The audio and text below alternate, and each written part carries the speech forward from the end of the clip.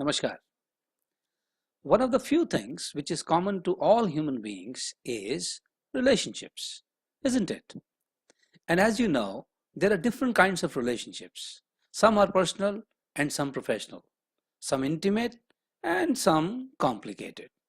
But purpose of the most relationships happens to be need fulfillment or desire fulfillment. We get something from each other, and that need binds us in a relationship.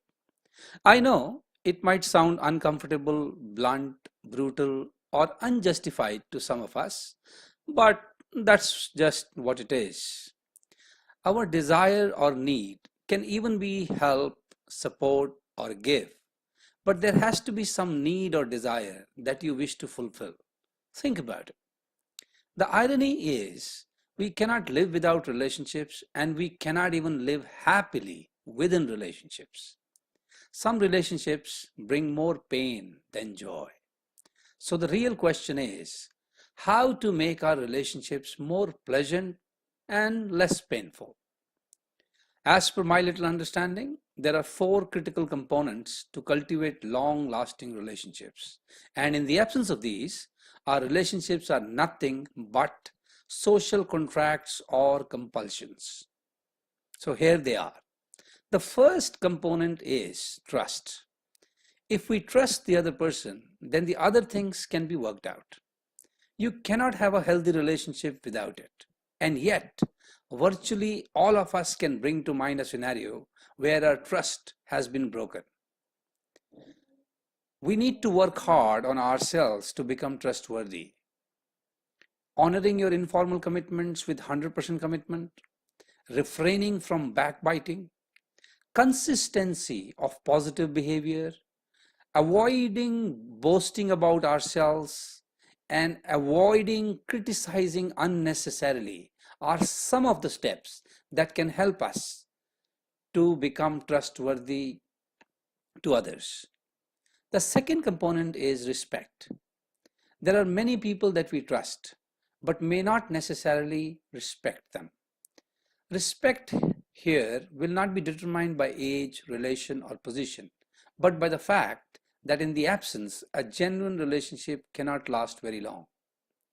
Listening well without judgment, focus on strength and potential, not just the weaknesses, careful use of our language are some of the signs which shows whether or not we respect the other. The third component is communication. For any relationship to thrive, clear communication is a must.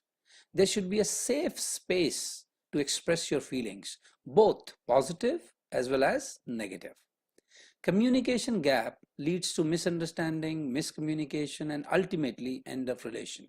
Though in some cases the contract may still carry on. The fourth but most critical component is patience. Expecting the other person to match your speed, skill, style, and attitude will lead to disappointment for sure. Every person is unique, and so is their pace. Don't be in a hurry to throw the towel in the ring. As per Vedanta, only gradual changes can be sustained.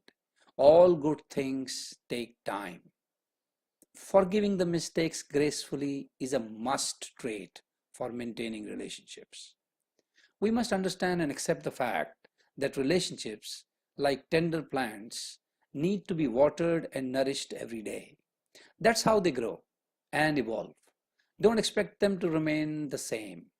As I sometimes share in my programs, that expecting a static relationship status with dynamic beings is bound to lead towards disappointment and frustrations.